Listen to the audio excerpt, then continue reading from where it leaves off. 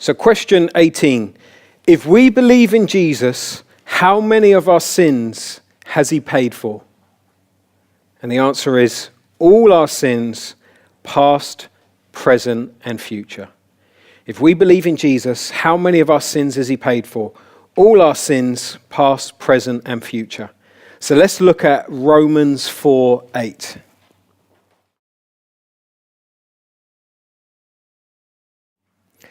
Does it say God will only forgive your past sins?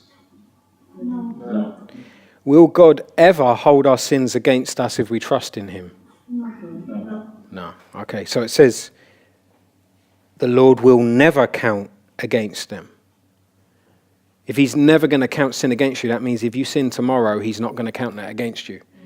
And so by implication, it does mean that all your sins, past, present, and future, he will never, ever count them. So it doesn't matter. You could commit a sin in 20 years' time. God will never count it against you.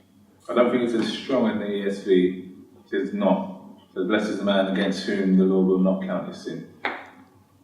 Same thing, but not quite as strong as never. Okay. Yeah, so, okay, yeah.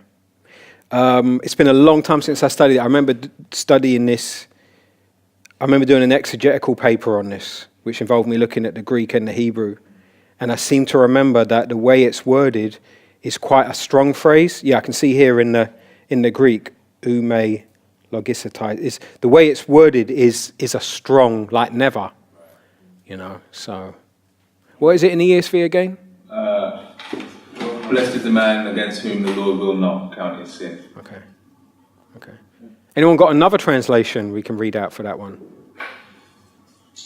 Yeah, you've got, blessed is the man to whom the Lord will not reckon sin.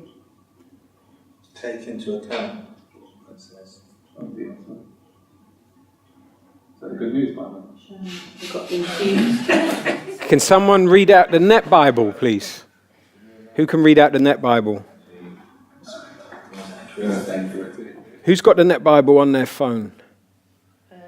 You want to have the Net Bible on your phone. They've got a free app now, which gives you all their notes for free, and you do want that. It says, blessed is the one against whom the Lord will never count sin. Okay, thanks. And is there a footnote there, like, explaining that?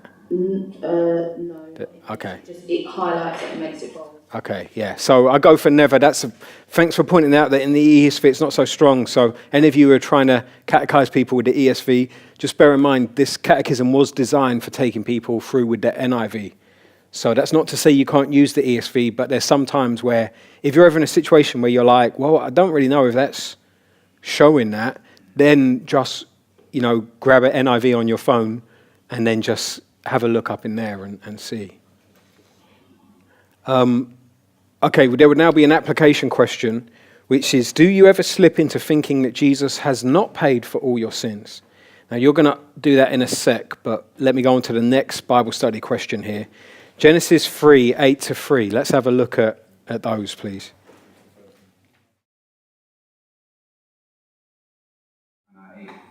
So find two ways that Adam and Eve deal with their sin. Blame shifting and hiding. Okay, so we've got application questions here, right? What are some ways you try to cover up your sin? How do you usually try to hide from your sin? Have you blamed others for your sin in the past? Have you been blaming others for your sin recently? So you're going to ask that to one another and pray about that. But please notice as well, there's some videos there to watch. And you'll notice they're called victim mentality, right? Now, I would strongly recommend you watch these videos on victim mentality. We're actually doing some new ones that we're in the process of putting up on the website to deal with this issue. But if there's one thing as a pastor on a council estate that I have consistently come up against, it's victim mentality. And that's in my own life as well as in the lives of others.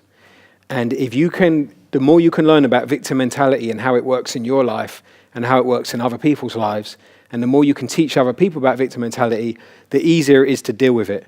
Because once everyone in your church has that, they know that category of victim mentality. They know that it's something you find in the Bible. They know it's something that comes from Adam, from sin. And they also know it's something that's celebrated in urban culture. right? Then, and you know, when I say urban, I do not mean black. And then they can be like, oh, we know this. So then when someone steps to them and says, bruv, I just feel you got a lot of victim mentality, then there's more chance they'll be like, oh yeah, I know what you mean. Whereas if on the spot you're trying to explain to someone what victim mentality is, you know, they can get a bit angry at you. So I find it's good to get everyone in the church clued up in what victim mentality is. So any questions about this question, question 18? Okay, so if you could just in two now, ask one another the questions and then pray together.